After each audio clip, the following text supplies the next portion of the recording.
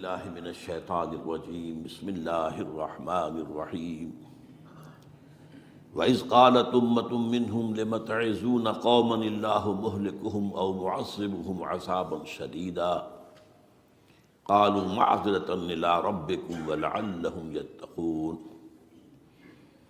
وقال عز وجل كما ورد في آخر سورة الأنبياء وَإِنْ أَدْرِي أَقَرِيبٌ أَمْ بَعِيدٌ مَا تُوعَدُونَ إلى قوله تعالى وَإِنْ أَدْرِي لَعَلَّهُ فِتْنَةٌ لَكُمْ وَمَتَاعٌ إِلَىٰ حِينٍ صدق اللہ العظیم۔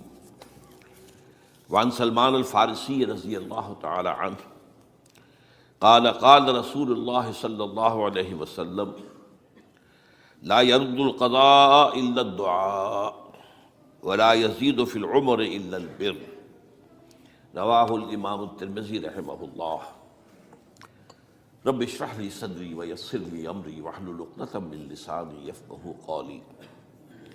اللہم ربنا الہمنا رشدنا واعذنا من شرور انفسنا، اللہم ارنا الحق حقا وارزقنا اتباعہ وارنا الباطل باطلا وارزقنا اجتنابہ، آمین یا رب العالمین۔ حضرات، اگر انسان اس بات پر غور کرے کہ انسانی زندگی کی سب سے یقینی شے کون سی ہے جس میں کسی شک و شبہ کی گنجائش نہیں، زندگی کی سب سے بڑی حقیقت موت ہے جسے ہم بھلائے رکھتے ہیں۔ اگر کسی عزیز کی نماز جنازہ پڑھتے ہیں تب بھی یہ خیال نہیں آتا کہ اس وقت ہم بھی ہو سکتا تھا کہ یہاں پر بجائے ان کے میرا لاشا ہوتا۔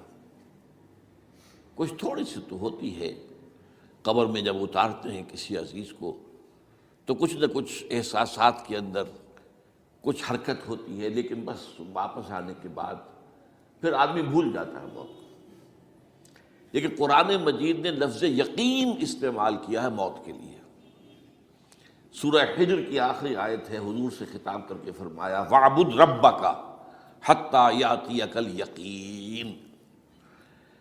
اے نبی، آپ تو اپنے رب کی بندگی میں لگے رہیے، اس کی اطاعت میں، اس کی فرمانبرداری میں، یہاں تک کہ موت آ جائے۔ تو سب سے یقینی شے حیات انسانی کی موت ہے۔ اسی طرح اس کائنات کی سب سے یقینی شے قیامت ہے۔ کچھ عرصے پہلے تک جب سائنس آئی تھی، خاص طور پر نیوٹن کا دور تھا، آپ کو یاد ہوگا بہت سو کو جو اصول تھے، میٹر از انڈسٹرکٹیبل، میٹر ڈسٹرائے نہیں ہو سکتا۔ عام گمان یہ تھا کہ کائنات ہمیشہ سے ہے، ہمیشہ رہے گی۔ یہ اس دور کا یہ تھا جو ذہنوں میں تصور تھا، جس کو نیوٹونین ایرا آف فزکس کہا جاتا ہے، فزکس کا نیوٹن کا دور۔ اور ویسے وہ بابا آدم ہے، ماڈرن فزکس کا باپ جو ہے وہ اس میں کوئی شک نہیں، نیوٹن ہے۔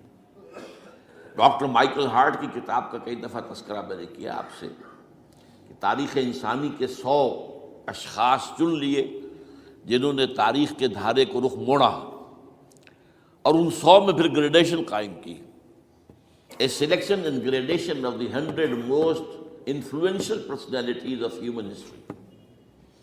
نمبر 1 پر حضور کو لایا، نمبر 2 پر نیوٹن کو لایا۔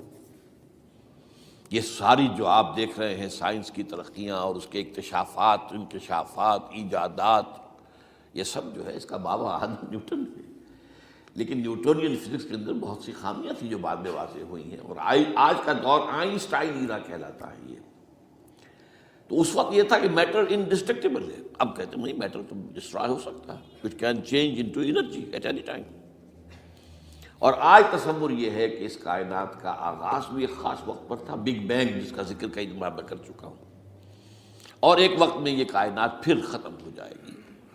اور عجیب نقشہ سائنس آج وہی پیش کر رہی ہے جو قرآن مجید کی آیت میں ہے کہ اس دن ہم لپیٹ دیں گے آسمانوں کو، یوم نطوی السماء کطی السجل للکتب کما بدانا نعیدھا۔ یہ جس طریقے سے کہ پھل جھڑی ہوتی ہے ایک، وہ اس طریقے سے پھیلتی ہے پھل جھڑی۔ تو اس طریقے سے یونیورس پھیلی ہے، اس کی گیلیکسیز جو ہیں پھیلی ہیں، اور پھر یہ ریورس ایکشن اسی طریقے سے ہوگا، یہ لپیٹ لیا جائے گا جیسے کہ پچھلے زمانے میں کتابوں کے تومار ہوتے تھے۔ کتابیں اس طرح کی نہیں ہوتی تھی مجلد جو آپ دیکھتے ہیں، بلکہ یہ کہ ایک کاغذ ہو گیا پورا لکھ لیا، اب یہاں پر کچھ گوند لگایا، دوسرا کاغذ لگا دیا، اس کو طے کر لیا، اب اس کے بعد تیسرا کاغذ یہاں لگا دیا، یہ طے کرتے چلے آ رہے ہیں۔ اس کو سکرولز کہتے تھے، دی ڈیڈ سی سکرولز بہت مشہور ہوئے ہیں کہ یہ جو بحیرہ مردار ہے اس کے قریب کی کچھ غاروں میں سے انجیل کے بہت پرانے مینuscripts جو برآمد ہوئے تھے تو ان کو ڈیڈ سی سکرولز کہتے ہیں۔ تو یہی ہے۔ بہرحال میں نے عرض کیا کہ انسان کی انفرادی زندگی کی سب سے بڑی حقیقت موت، اس کائنات کی سب سے بڑی حقیقت قیامت۔ قیامت سے پہلے کے بارے میں ایک حقیقت ہے جس پر کہ ہر مسلمان کو یقین رکھنا چاہیے، اور وہ یہ ہے کہ اس قیامت سے پہلے پوری دنیا میں حق کا بول بالا ہوگا۔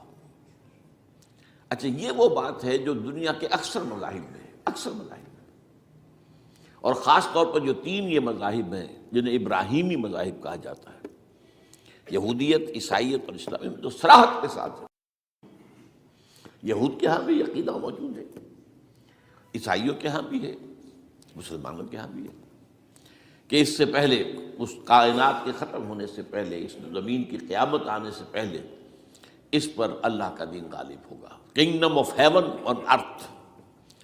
اور یہی بات حضرت مسیح نے کہی تھی اپنے اس وقت کے جن یہودیوں سے مخاطب تھے، ریپینٹ، توبہ کر لو، for the kingdom of heaven is at hand. اب جو وہ ہے آسمانی بادشاہت آیا چاہتی ہے، وہ آسمانی بادشاہت تھی حضور کا ظہور صلی اللہ علیہ وسلم، جس سے کہ وہ آسمانی بادشاہت قائم ہوئی اور پھر پھیلی کتنے بڑے علاقے میں، لیکن بہرحال پوری دنیا میں نہیں پھیل سکی۔ وہ اس کے اسباب کیا تھے وہ اس وقت میرا موضوع نہیں ہے، لیکن پھیلنا ہے اس کو۔ اس سے قبل کیا ہونا ہے، یہ جو تیسری بات میں نے کہی ہے اس پر آپ کو یقین ہونا چاہیے، اس لیے کہ احادیث صحیح آ گئی ہیں۔ قرآن مجید کا سورہ کبریٰ دلالت کرتا ہے اس پر کہ حضور کو بھیجا گیا غلبہ دین کے لیے، اور بھیجا گیا پوری نوع انسانی کے لیے۔ تو جب تک پوری نوع انسانی پر دین غالب نہ ہو، حضور کا مقصد بعثت ابھی مکمل نہیں ہے۔ اسی کو اقبال نے کہا تھا، وقت فرصت ہے کہاں، کام ابھی باقی ہے، نور توحید کا اتمام ابھی باقی ہے۔ یہ چمن معمور ہوگا نغمہ توحید سے، ایک وقت آئے گا کہ پورا یہ قرہ جو ہے نغمہ توحید کے ساتھ اس کا جو ہے گونج جائے گا، لیکن یہ کہ ابھی تو نہیں ہوا ہے، نہ ہونا ہے۔ اس سے پہلے کا معاملہ ایک ہے کہ جس کی خبریں دی گئی ہیں، اور وہ ہے کہ قیامت میں اس نظام دین حق کے غالب ہونے سے پہلے بڑی خوفناک جنگوں کا ایک سلسلہ ہے جس کی خبریں دی گئی ہیں۔ یہ یہود کے ہاں بھی ہیں خبریں موجود، عیسائیوں کے ہاں بھی ہیں، جو بائبل کا آخری باب ہے ریولیشنز آف سینٹ جان، وہ کاشفات یوحنا ترجمہ کیا جاتا ہے، اور حضور کی احادیث میں بھی موجود ہے۔ ملاحم، باب الملاحم، یہ بہت سی کتابوں کے اندر باقاعدہ ابواب ہیں، ایک باب، باب الملاحم، جنگوں کا باب۔ ان میں سے ایک جنگ وہ ہے جسے کہا ہے اس یوحنا کی مکاشفات میں آرمگدان، اور غالباً اسی کو حضور نے قرار دیا ہے الملحمۃ العظمیٰ، عظیم ترین جنگ، الملحمۃ الکبریٰ۔ تو یہ بھی یقینی چیزیں ہیں کہ جو ہونے والی ہیں۔ یہ ملاحم کیوں ہوں گے؟ اب اس میں اچھی طرح سمجھ لیجئے کہ اس میں ایک تو ہے عذاب اکبر جو آئے گا یہودیوں پر، ایک ہے عذاب اصغر جو آئے گا مسلمانوں پر۔ میں نے یہ آج سے 20 سال پہلے کتاب لکھی تھی، وہ جو مختلف، پہلے تو وہ نوائے وقت کے اندر کالم کی شکل میں شائع ہوئی تھی، پھر یہ کہ موجودہ اور سابقہ مسلمان امتوں کا ماضی، حال اور مستقبل، غالباً اس وقت آؤٹ آف پرنٹ ہے وہ کتاب۔ بہرحال جن کو بھی دلچسپی ہو وہ اسے کہیں سے حاصل کر لیں، لائبریری سے، مکتبے سے مل جائے گی، پڑھیں اس کو۔ یہ 20-22 سال پہلے کی بات ہے، کوئی آج کی بات نہیں۔ تو اس میں ان تمام چیزوں کا میں نے تذکرہ کیا ہے، اس لیے کہ عذاب اکبر اس کو کہتے ہیں کہ کسی قوم کا نام و نشان مٹا دیا جائے۔ یہ عذاب اکبر آتا تھا صرف ان قوموں پر جن کے طرف رسول بھیجے گئے اور قوموں نے بحثیت مجموعی رسولوں کا انکار کیا، ان پر وہ عذاب آئے، اسے عذاب استیصال بھی کہتے ہیں۔ فقطع دابر القوم الذین ظلموا، ان کی جڑ کاٹ دی گئی۔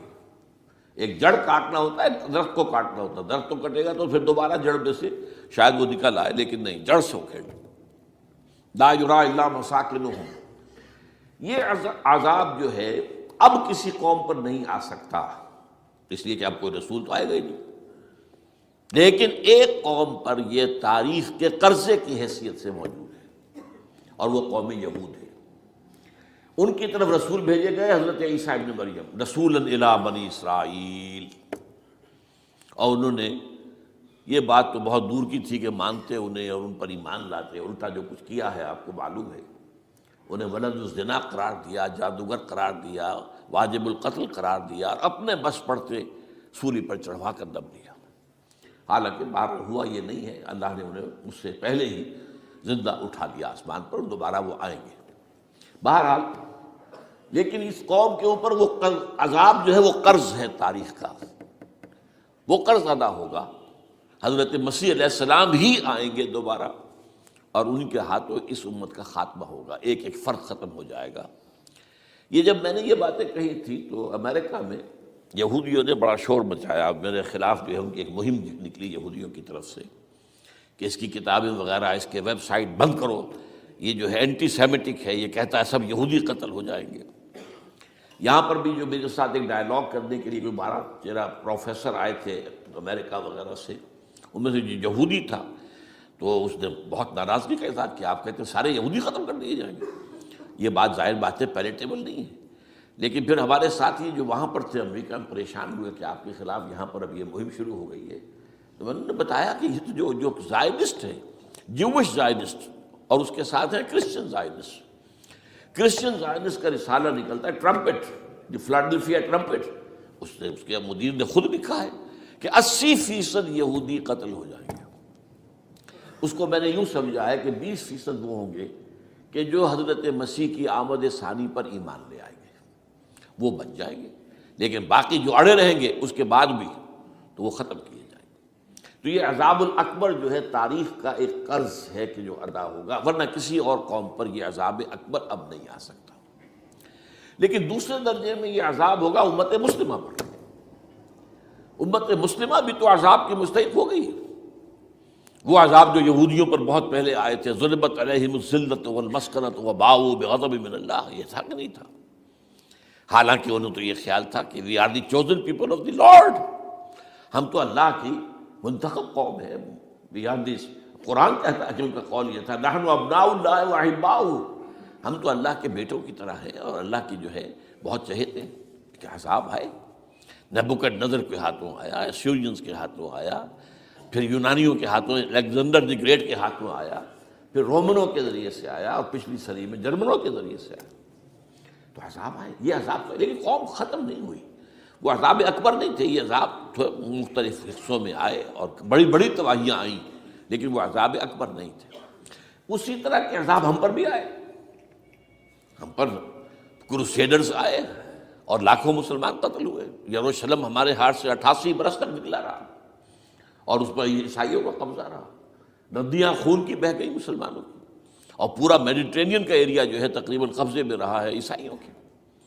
پورا یورپ اس وقت آیا تھا۔ یہ جو کروسیڈ 250 برس تک وہ جاری رہے، waves after waves of the crusaders coming and attacking and conquering this cities, یہ جتنی بھی فلسطین وغیرہ کا علاقہ ہے اس کے اندر ان کا اثار ہے، اور شام کا علاقہ ساحلی۔ پھر آپ کو معلوم ہے ہمارے اوپر حساب اس سے بھی بڑا، اس سے کئی گنا بڑا آیا تاتاریوں کے ہاتھوں، کروڑوں کے قریب انسان جو ہے مسلمان قتل ہوئے۔ پھر اس کے بعد آپ کو معلوم ہے کہ پھر یہ یورپین کولونیلزم آ گیا، جیسے ان پر آئے تھے یونانی اور پھر رومی اور اب پھر جرمن، ہم پر آئے انگریز آئے، کہیں ولندیزی آئے، کہیں ڈچ آئے، کہیں ہسپانوی آئے، کہیں اطالوی آئے، کہیں اسپینیئرز آئے، اور پورا کا پورا عالم اسلام ان کے زیر نگین آیا کہ نہیں آیا، دی کولونیل ایرا جسے آپ کہتے ہیں۔ تو وہ عذاب ابھی اس امت کے اوپر اور باقی ہے، ایک قرض ہے، اور وہ کیا ہے؟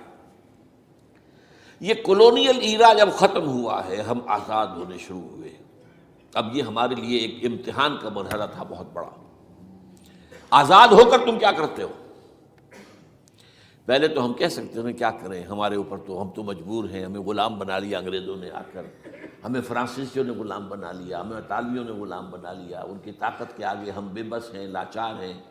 ٹھیک ہے، لیکن اب آزادی دے کر فَيَنظُرَ كَيْفَ تَعْمَلُونَ، اب تمہیں آزادیاں دے کر پھر اللہ دیکھے گا تم کرتے کیا کیا ہم نے. جو مسلمان قوم ملک آزاد ہوا اس نے یا تو اپنا قبلہ بنایا واشنگٹن کو یا بنایا ماسکو کو، کسی نے قرآن کو اپنا امام نہیں بنایا. دعائیں مانگتے ہیں وَاجْعَلْهُ لَنَا إِمَامًا وَنُورًا وَهُدًى، لیکن اس کو امام بنانا، اپنا امام بنانا، اس کے پیچھے چلنا، اس کے احکام کو نافذ کرنا، اس کی شریعت کی تنفیذ کرنا، یہ اس کی تہذیب، اس کا تمدن دیا ہوا، اس کا معاشی نظام دیا ہوا، اس کو قائم کرنا، زیرو. اس لیے بہت بڑے عذاب کے ہم مستحق ہیں. بات کڑوی ہے، اچھی نہیں لگے گی، لیکن میں یہ آج سے نہیں کہہ رہا ہوں، میں سن 80 سے یہ باتیں کر رہا ہوں. نوٹ کر دیجیے اس بات کو. البتہ اس میں یہ ہے کہ اس امت کا معاملہ سب کا ایک جیسا نہیں، لیسو سواء، جیسے سورہ آل عمران میں کہا گیا ہے کہ یہ اہل کتاب بھی سب ایک جیسے نہیں، ان میں بھی کچھ نہ کچھ نیک لوگ تھے. امت قائمۃ آناء اللیل، راتوں کو کھڑے رہنے والے، عبادت کرنے والے موجود تھے. عیسائیوں میں احبار اور رہبان جو تھے وہ بڑے نیک لوگ تھے، اس وقت بھی موجود تھے. لیکن بحثیت مجموعی کا معاملہ کیا ہے اس کو دیکھنا پڑتا ہے نا، بحثیت مجموعی صورتحال کیا ہے.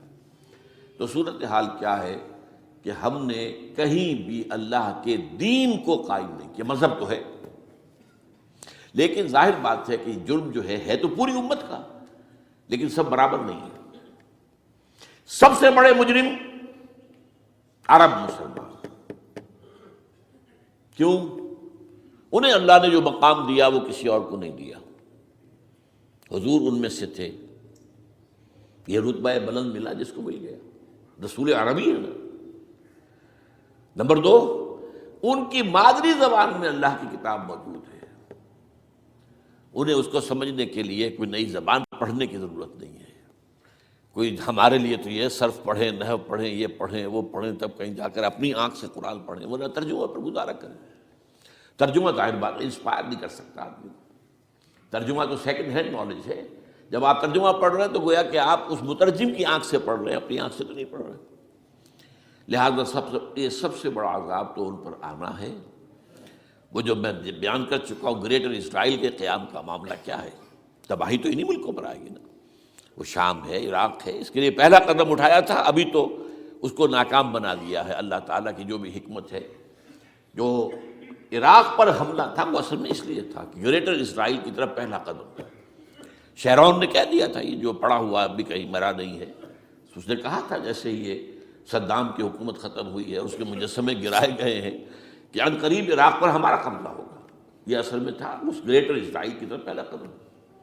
لیکن بات ہونا نقشے جو اب آ رہے ہیں دنیا میں، اب تو بہت عام ہو گیا. 1906 سے 2006 سے چھپا ہوا نقشہ ہے وہ، اور ہمارے اخبارات میں اس کا آدھا ابھی آیا ہے، باقی آدھا تو دیا ہی نہیں گیا. باقی آدھا ہے مڈل ایسٹ سے متعلق. وہاں جو نئی تقسیم ہونی ہے، عراق کے 3 حصے ہونے ہیں. ایک حصہ کردستان کے ساتھ مل جائے گا، وہ گریٹر کردستان، ایران کا کردستان، عراق کا کردستان، ترکی کا کردستان ملا کر ایک کردستان. جیسے ہمارے ہاں پاکستان کا بلوچستان، افغانستان کا بلوچستان اور ایران کا بلوچستان ملا کر گریٹر بلوچستان بنے گا. یہ ان کے نقشہ، یہ نقشہ تو اس میں دیا گیا ہے جو اب اخبارات میں چھپے. وہ اگلا حصہ جو ہے وہ میں آپ کو بتا رہا ہوں. اور جو سعودی عرب کے ٹکڑے ہوں گے کہ ایک چھوٹی سی ریاست بنا دی جائے گی مکہ مدینہ شہروں کے اوپر مشتمل. یہ ویٹیکان ہوگا، جیسے ویٹیکان سٹی ہے روم کے اندر، یہ عیسائیوں کا ایک بڑا مرکز ہے. تو وہ ایک چھوٹی سی حکومت اسے کہتے ہیں، علیحدہ ہے. وہاں اطالوی حکومت کا قبضہ نہیں ہے، وہاں پہ ان کی اپنی حکومت ہے، پوپ کی حکومت ہے. ایسے ایک ویٹیکن، گویا کہ ایک مسلم ویٹیکن بنا دیا جائے گا مدینہ. یہ ان کے نقشے ہیں. یہ نہ سمجھے کہ ایسا ہوگا، یہ تو اللہ جانتا ہے. لیکن یہ کہ جو ہوگا وہ تو میں نے کئی دفعہ کہا، وہ تو اللہ کو معلوم ہے. یمکرون و یمکر اللہ، وہ اپنی سے چالیں چل رہے ہیں، اللہ اپنی چال چل رہا ہے. لیکن نقشوں کی یہ بہرحال اس میں جو بھی ہے یقیناً ایک حد تک کامیابی انہیں ہوگی جس کی خبریں ہمیں دی گئی ہیں. گریٹر اسرائیل ایک دفعہ قائم ہوگا، سعودی عرب سے بھی شمالی حصہ لے لیا جائے گا. مدینے میں داخل نہیں ہو سکیں گے بس. اچھا، مکے کو وہ کلیم ہی نہیں کرتے، مکے سے انہیں کوئی سروکار نہیں ہے. لیکن یہ کہ مدینے کو وہ کہتے ہیں یہ ہمارا ہے، ہمیں یہاں سے نکالا گیا تھا، اور وہاں لیکن حدیث میں ہے کہ مدینے میں داخل نہیں ہو سکے گا دجال اور اس کی جو فوج ہے، لیکن باقی شام، عراق، فلسطین، لبنان اور ترکی کا جنوبی حصہ اور مصر میں جو ہے یہ سینائی پیننسلا کے ساتھ ساتھ سارا، وہ اس پر تو رو رہے ہیں ابھی تک یہودی کہ کیوں واپس کر دیا سینائی پیننسلا، 1967 وار میں ہم نے جیتا تھا اسے، بعد میں وہ اسحاق ریبن اور یاسر عرفات کے درمیان دوستی کروائی تھی کلنٹن نے، جس کے نتیجے میں وہ واپس آیا ہے، لیکن یہ کہ وہ واپس لے گئے، اور اس کے علاوہ جو فرٹائل علاقہ ہے نائل کے ڈیلٹا کا وہ بھی ان کی شامل ہے۔ تو اس ظاہر بات ہے جب یہ ہوگا تو بڑی تباہی آئے گی، اس میں تو کوئی شک ہی نہیں۔ تو سب سے بڑی تباہی مسلمانوں نے عرب پہ آئے گی، اور کیوں ہوگی؟ مستحق ہیں اس کے، انہوں نے اس کے باوجود کہ قرآن ان کی اپنی زبان میں ہے، انہوں نے اس قرآن کو اپنا امام نہیں بنایا۔ نمبر 2 پر میں ہمیشہ کہتا رہا ہوں کہ جو مسلمانان عجم، اگر فرض کیجئے کہ 140 کروڑ مسلمان سے دنیا میں ہیں تو 30 کروڑ کے قریب جو ہیں وہ عرب ہیں، باقی 110 کروڑ جو ہیں، 1 ارب سے زیادہ تو غیر عرب مسلمان ہیں۔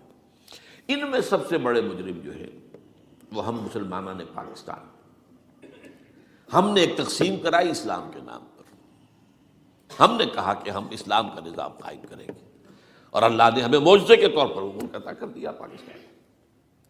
اب قمری حساب سے 63 برس گزر چکے ہیں، جو آپ 61 کہتے ہیں، اگر قمری حساب رکھیں 63 برس ہو چکے، کہاں ہے وہ اسلام؟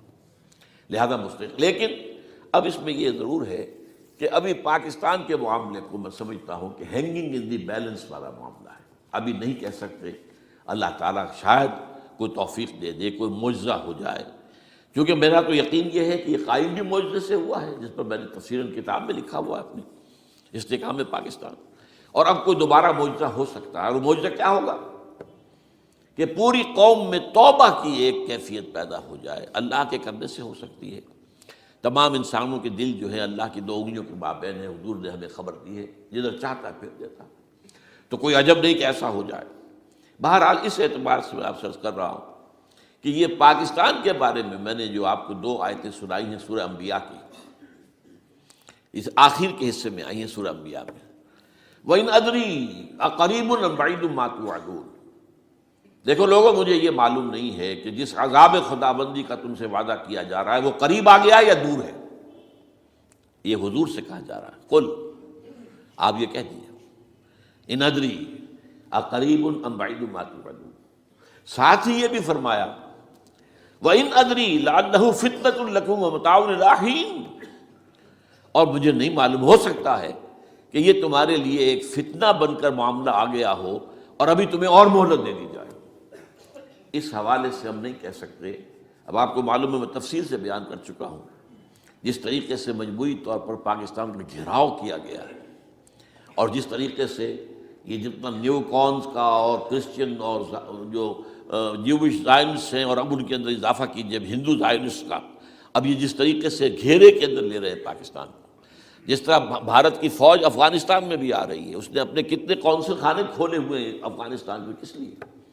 جو کچھ وہ ہو رہا ہے بلوچستان کے اندر، جو کچھ ہمارا پورا صوبہ سرحد ہے، اور اس سے آگے بڑھ کر جو کچھ کراچی میں ہو رہا ہے، یہ سارے معاملات جو ہیں وہ دیکھ لیجئے تو گویا کہ باہر سے ہمارا گھیراؤ مکمل ہو چکا ہے، اور اس میں یہ ہے کہ تازہ جو بمبئی کے اندر جو ہوئے ہیں معاملات وہ نوٹ کیجئے کس طریقے سے اب اسے کہا جا رہا ہے کہ کچھ مسلمانوں نے کیا ہے، حالانکہ اس کے اندر سب سے بڑا ثبوت یہ ہے کہ ایک ہندو ہیمنت، جس نے کہ وہاں ساری تحقیقات کی کہ سمجھوتا ایکسپریس کو جو اڑایا تھا کس نے اڑایا تھا، اس کی انہوں نے کہا جب کی ہے تحقیقات، اب یہ اس کو گیو دم دی کریڈٹ، ہندو قوم کے اندر کم سے کم یہ بھی بات موجود ہے، جہاں وہ بدماشیاں ہیں وہاں یہ بھی ہے، یہ خیر بھی ہے، جہاں برائیاں ہیں ان کے اندر وہ خوبیاں بھی ہیں۔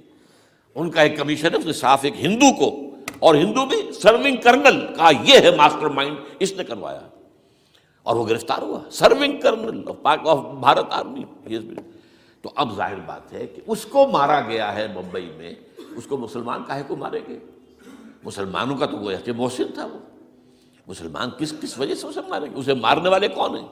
وہی ہندو زائنسٹ کہہ لیجیے ان کو، یا ہندو تشدد پسند کہہ لیجیے، جو پاکستان کو ختم کرنے پر تلے بیٹھے ہوئے ہیں۔ یہ ان کا در حقیقت کام ہے کہ اس شخص نے اتنی بڑی حرکت کی کہ ہمیں جو ہے ہماری سازش کو بے نقاب کر دیا۔ تو اصل میں لیکن یہ سب کچھ جو ہو رہا ہے وقتی طور پر تو بہت زیادہ طوفان اور جوش آیا تھا، معلوم ہوتا تھا کہ شاید 9/11 والا معاملہ جو تھا نیو یارک کا، اس کے نتیجے میں جو ایک دم امریکہ جو ہے نکلا ہے غصے کے اندر، اور پوری قوم اس کی کھڑی ہو گئی اور پوری دنیا جمع ہو گئی افغانستان پر حملے کے لیے، شاید ایسا معاملہ ہو جائے، لیکن نہیں، اللہ کا شکر ہے کہ یہ معاملہ جو ہے ان ادری لعلہ فتنۃ لکم ومتاع الی حین۔ ابھی کل کی جو تازہ ترین رپورٹ ہے وہ یہ ہے کہ اوباما کو بریفنگ دی گئی ہے کہ پاکستان کے جو نیوکلیئر بامز ہیں وہ ولنریبل ہے، اور ان کے اندر اندیشہ ہے کہ وہ جو ہے شدت پسندوں کے ہاتھ میں نہ پڑ جائیں۔ اس کو کوئی نہ کوئی بہانہ انہوں نے بنانا ہے، یہ جو میں آپ سے عرض کر چکا ہوں۔ کچھ ہمارے لوگوں کو یہ امیدیں ہو گئی تھی براک اوباما کے آنے سے، یہ میں نے پھر اس کے بعد ایک مضمون میں پڑھا ہے، آپ کے لیے بھی نئی بات ہوگی، براک کا لفظ جو ہے اس میں یہ بھی اسلامی